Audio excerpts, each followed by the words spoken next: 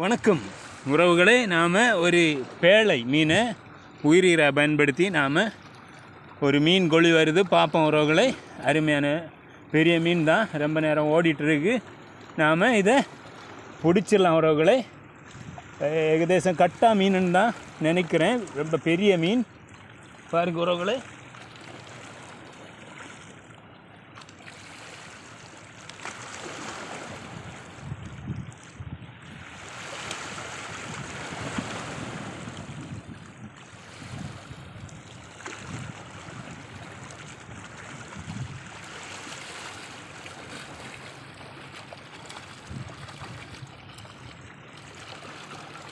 உறவுகளே, ரொம்ப பெரிய கட்டா மீன், அருமையா தூக்கிட்டோம்.